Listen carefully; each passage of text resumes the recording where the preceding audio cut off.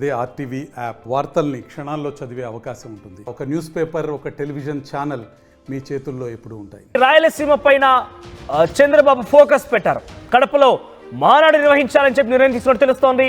ఇక జగన్ ఇలాకాలో టీడీపీ మహానాడు నిర్వహించడం అంటే చాలా ఒక పక్కా ఫోకస్ పెట్టడం కిందకే అవుతుంది. ఇదంతా కూడా జగన్ ఇలాకాలో టీడీపీ పాగా వేసేందుకు పక్కా ప్రణాళికాబద్ధంగా ఇప్పుడు మహానాడుతో మొదలు పెట్టబోతోంది. వైసీపీకి చెక్ పెట్టేలా సైకిల్ పార్టీ పండుగ నిర్వహించబోతోంది. ఇక మహానాడులో లోకేష్ కి కీలక బాధ్యతలు అప్పగించే ఛాన్స్ ఉన్నట్టు తెలుస్తోంది. సో ఈరోజు నిర్ణయం తీసుకున్నారు. ఈ విషయం పైన చాలా కీలకమైన నిర్ణయం తీసుకున్నారు. సో చంద్రబాబు జగన్ ఇలాకాలో ఫోకస్ పెట్టడం పైన ఇది ఒక సంచలనమైనటువంటి నిర్ణయం అని చెప్పుకోవచ్చు. మహానాడు అక్కడ నిర్వహించి కడపలో ఒక సంచలనం రేకెత్తించే విధంగా టీడీపీ హవా క్రియేట్ చేయాలనేది మాజీ ముఖ్యమంత్రి జగన్కి ఒక తన మార్క్ని చూపించాలని ఒక నిర్ణయం అని చెప్పి చాలా క్లియర్గా అర్థమవుతోంది. ఒకసారి ఈ విషయం పైన అచ్చెన్నాయుడు మాట్లాడుకొచ్చారు. ఆయన ఏం మాట్లాడారో చూద్దాం.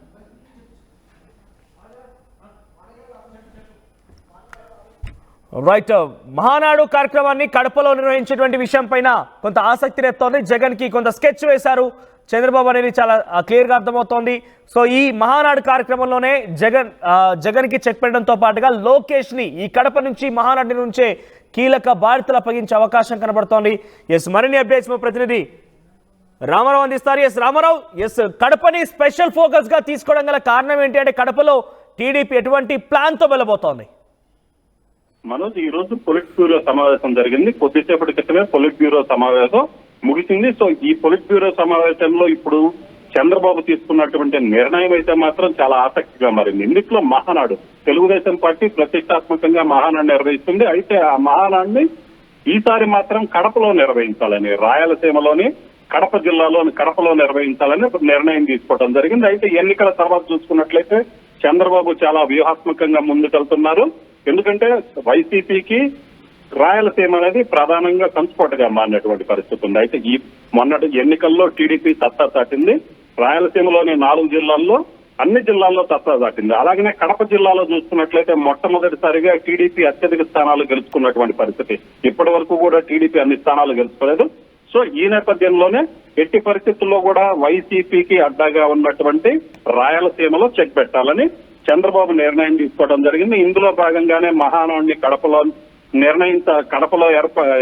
పెట్టాలని కూడా నిర్ణయం తీసుకోవడం జరిగింది. అలాగనే కూడా ప్రధానంగా ఇక్కడ రాయలసీమలో వైసీపీకి పట్టుంది. అలాగనే కడప జిల్లా అనేది వైఎస్ జగన్ కి సొంత జిల్లా. సో ఇక్కడ కడపలో నిర్వహించడం ద్వారా వైసీపీకి చెక్ పెట్టడంలో వ్యూహంగా భావిస్తున్నారు. అయితే ఇక్కడ మహానాడుని సక్సెస్ చేయడం ద్వారా రాయలసీమలో వైసీపీ హవాకి ఖచ్చితంగా చెక్ పెట్టే అవకాశాలు అయితే కనిపిస్తున్నాయని రాజకీయ విశ్లేషకులు భావిస్తున్నటువంటి పరిస్థితి ఉంది. ఖచ్చితంగా రాయలసీమలోని కడపలో పెట్టడం ద్వారా జగన్ ఒక రకంగా కూడా అక్కడ వైసీపీ కేడర్ ని పూర్తిగా ఒక రకంగా సవాల్ చేయటం, అలాగనే వైసీపీ కేడర్ లో ఒక విధమైనటువంటి ఆ మెసేజ్ పంపించే విధంగా కూడా మహానాడు నిర్వహించాలని కూడా చంద్రబాబు డిసైడ్ చేయడం జరిగింది. దీంతో పాటు ప్రధానంగా ఇంకొకటి కూడా ఉంది. మహానాడులో మంత్రి లోకేష్ కి కీలక బాధ్యతలు అప్పగించే ఛాన్స్ కూడా కనబడుతుంది. ఎందుకంటే టీడీపీకి సంబంధించి పార్టీ సభ్యత్వాలు మొట్టమొదటిసారిగా కోటి దాటింది. సో టీడీపీ పార్టీ సభ్యత్వాలు కోటి దాటంలో లోకేష్ చాలా కీలకంగా వ్యవహరించారు. సో దీనికి సంబంధించి పార్టీ సభ్యత్వ నమోదు పీరియడ్ పెంచారు. ఎట్టి పరిస్థితుల్లో కూడా ఖచ్చితంగా పార్టీని పటిష్టపరచాలి. గ్రౌండ్ లెవెల్లో కార్యకర్త నుంచి కూడా పార్టీ పటిష్టంగా చెయ్యాలి అన్న ఉద్దేశంతో లోకేష్ మొదటి నుంచి చూశారు. అలాగే కార్యకర్తలకు సంబంధించి కార్యకర్తల ప్రత్యేక నిధి ఏర్పాటు చేయడం కావచ్చు, ఫండ్స్, వీటితో పాటు ఇన్సూరెన్స్, ఇలాంటి వాటన్నింటి కార్యకర్తలు ఎవరైనా చనిపోతే వాళ్ళకి ఆదుకోవడం, ఇలాంటివన్నీ కూడా చేపట్టి టీడీపీని గ్రౌండ్ లెవెల్లో పటిష్టంగా చేయడానికి లోకేష్ చాలా చర్యలు తీసుకోవడం జరిగింది. సో ఈ నేపథ్యంలోనే మహానాడులో లోకేష్ కి కీలక బాధ్యతలు అప్పగించే అవకాశం అయితే కనిపిస్తుంది. ఎందుకంటే పొలిట్ బ్యూరో సమావేశంలో కూడా చాలా నిర్ణయాల్లో లోకేష్ పాత్ర ఉంది. లోకేష్ కొన్ని సూచనలు చేశారు. ఆ సూచనలు పొలిట్ బ్యూరో సభ్యులు కావచ్చు, కీలకమైనటువంటి వ్యక్తులందరూ కూడా ఆమోదించినటువంటి పరిస్థితి ఉంది. సో ఈ నేపథ్యంలోనే ఖచ్చితంగా మహానాడు ఏదైతే కడపలో నిర్వహించే మహానాడులో లోకేష్ కి కీలకమైన బాధ్యతలు అయితే అప్పగించే అవకాశాలు అయితే క్లియర్ గా కనిపిస్తున్నాయి. మొత్తం మీద అయితే మాత్రం పొలిట్ బ్యూరోలో తీసుకున్నటువంటి నిర్ణయం కడపలో టీడీపీ మహానాడు నిర్వహించడం అనే ఒక నిర్ణయం అయితే మాత్రం సంచలనంగా మారింది. ఖచ్చితంగా రాయలసీమలో వైసీపీకి చెక్ పెట్టడం, అలాగనే జగన్ సొంత ఇలాకాలో కడప జిల్లాలో కూడా వైసీపీకి చెక్ పెట్టే విధంగా ఈ మహానాడిని భారీ స్థాయిలో నిర్వహించాలని కూడా టీడీపీ నిర్ణయం తీసుకుంది మనోజ్. రైట్, అంటే లోకేష్కి ఎటువంటి కీలక బాధ్యతలు రాబోతున్నాయి? సో ఖచ్చితంగా ఇక్కడైతే మాత్రం లోకేష్ కి మొన్నటి వరకు కూడా డిప్యూటీ సీఎం పదవి ఇవ్వాలి అని కొంత చర్చ జరిగింది. ఆ తర్వాత డిప్యూటీ సీఎం పదవిపై ఎవరు మాట్లాడొద్దని చెప్పారు. దీంతో పాటు లోకేష్ కూడా తాను డిప్యూటీ సీఎం పదవి తీసుకోనని కూడా ఆయన చెప్పడం జరిగింది. సో ఈ నేపథ్యంలోనే పార్టీలో కీలకంగా మారారు చంద్రబాబు తర్వాత. సో మొత్తం లోకేషే పార్టీ నడిపిస్తున్నటువంటి పరిస్థితి ఉంది. ఈ నేపథ్యంలోనే లోకేష్ కి అదనంగా మరిన్ని బాధ్యతలు అప్పగించినట్లయితే పార్టీ పరంగా కావచ్చు, ఇక ఏ పరంగానైనా కూడా పూర్తిగా లోకేష్ పార్టీని మరింత పటిష్టం చేయడానికి అవకాశం ఉందని చంద్రబాబు భావిస్తున్నటువంటి పరిస్థితి. అలాగే చాలా మంది టీడీపీకి సంబంధించిన ఎమ్మెల్యేలు కావచ్చు, మంత్రులు, సీనియర్ నేతలు కూడా సో లోకేష్ పనితీరుని ఇప్పటి వరకు చూశారు. మొన్నటిదాకా పార్టీలో ఉన్నప్పటికీ కూడా ఆయన పనితీరు అనేది క్లియర్ గా చూడగలిగారు. అలాగనే ప్రత్యేకించి యువగళం పాదయాత్ర ద్వారా సో పాదయాత్ర ద్వారా ఆయన రాష్ట్రం మొత్తం తిరిగారు. రాష్ట్రంలో ఉన్నటువంటి ప్రజల సమస్యలు తెలుసుకున్నారు. అలాగనే కూటమి విజయం సాధించడం, టీడీపీకి 130కి పైగా సీట్లు రావడంలో లోకేష్ యువగళం పాదయాత్ర ఎఫెక్ట్ ఎంతైనా ఉందని సీనియర్లు కూడా అభిప్రాయపడ్డటువంటి పరిస్థితి ఉంది. సో ప్రజల్లో తిరగటం, పాదయాత్ర చేయటం ద్వారా లోకేష్ పరిణతి చెందిన నాయకుడిగా మారారు. సో అలాంటి సమయంలో లోకేష్ కు పార్టీకి సంబంధించి మరింత అదనపు బాధ్యతలు అప్పగించినట్లయితే, ఎందుకంటే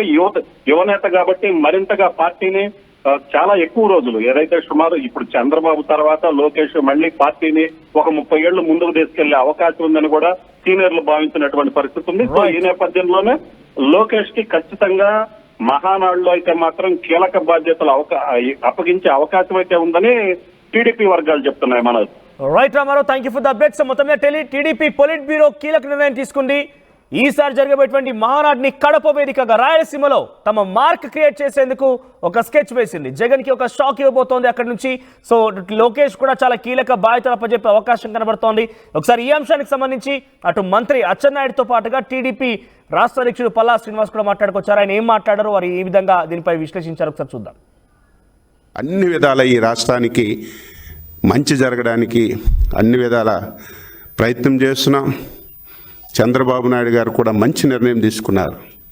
ఎప్పటికప్పుడు పొలిట్ బ్యూరో పెట్టాలని, ఎప్పటికప్పుడు స్టేట్ కమిటీ పెట్టాలని, ఎప్పటికప్పుడు ఎమ్మెల్యేలతో సమావేశం అవ్వాలని, నేరుగా మాట్లాడితే ఇంకా రియాలిటీ వస్తుంది, ప్రతి విషయం తెలుస్తుందని రేపు వినూత్నంగా ముందుకెళ్దామని ముఖ్యమంత్రి గారు, పార్టీ అధ్యక్షులు నిర్ణయం చేశారు. ఏది ఏమైనా సరే ఈవేళ జరిగినటువంటి పొలిట్ బ్యూరో ఒక మంచి సార్థకత జరిగినటువంటి సమావేశం. అందులో నేను ఊహించలేదు. మేనిఫెస్టో 1:40 నిమిషాలు ప్రతి వరడు చదివారు.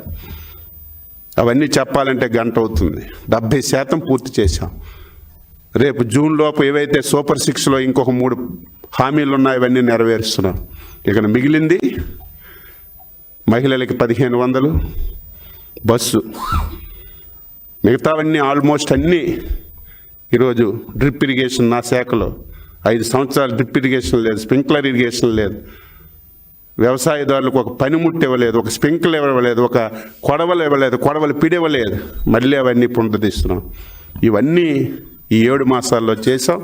రేపు భవిష్యత్తులో ఇంకా ప్రజలు ఆశించిన విధంగా, ప్రజలు కోరుకునే విధంగా మేమన్నీ చేసి ముందుకెళ్తామని ఈ సందర్భంగా తెలియజేస్తూ, ఈరోజు పొలిట్ బ్యూరో మంచి నిర్ణయాలు, ఉపాధ్యాయుల మీద పెట్టిన కేసులు, ఉద్యోగులపైన పెట్టిన కేసులు, ముఖ్యంగా విలేకరుల మీద పెట్టిన కేసులు, మీరు కూడా ఏముంటే మాకు ఇవ్వండి, మేము తెప్పిస్తున్నాం, తెప్పించి కేసులన్నీ ఎత్తడానికి ప్రయత్నం చేస్తాం. ఎవరైతే ఊచకాత కోసారో, చంపేశారో వాళ్ళు తప్పనిసరిగా ప్రత్యేక ట్రిబ్యునల్ పెట్టి తొందరగా కేసులన్నీ ఛేదించి వాళ్ళకి శిక్ష పడే విధంగా ఇటువంటి మంచి నిర్ణయాలు ఈరోజు పొలిట్ బ్యూరో చర్చించాం.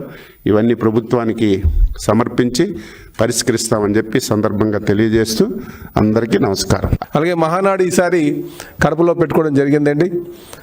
ఎందుకంటే అక్కడ అన్ని ప్రాంతాల్లో పెట్టాం, కానీ కడప ప్రాంతంలో అంటే ఎక్కువ రాయలసీమ ప్రాంతంలో పెట్టుకోలేదు.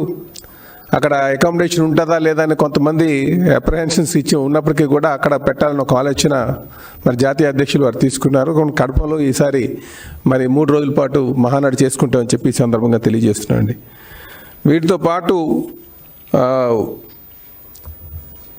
గ్రీవెన్స్కి సంబంధించి ఎక్కువ మంది మెయిన్ ఆఫీస్కి వస్తున్నారు కనుక అవి నియోజకవర్గ స్థాయిలో ఎవరైనా అందుబాటులో ఉండట్లేదేమో, దానివల్లే మెయిన్ ఆఫీస్కి ఎక్కువ మంది వస్తున్నారని ఒక ఆలోచనకి రావడం జరిగింది. కనుక నియోజకవర్గం స్థాయిలో ప్రతి శనివారం కూడా గ్రీవెన్స్ తీసుకోవాలా ఎమ్మెల్యేస్ అని చెప్పేసి మరి అది కూడా నిర్ణయం తీసుకుని చెప్పి తెలియజేస్తున్నాం. దాంతోపాటు శనివారం పూట ఎక్కడ కూడా గ్రీవెన్స్ ఉండేటట్టుగా ఎక్కువ మందికి అంటే జనరల్గా పబ్లిక్ని గ్రీవెన్స్కి అన్ని అక్కడ ప్రభుత్వం దగ్గరికి అంటే అధికారుల దగ్గరికి వెళ్తున్నారు, మా దగ్గరికి వస్తున్నారు. అయితే నియోజకవర్గ స్థాయిలో దాన్ని హ్యాండిల్ చేయాలనే ఉద్దేశంతో మరి ఎమ్మెల్యేస్ అందరూ కూడా ప్రతి శనివారం తీసుకోమని చెప్పడం జరిగింది.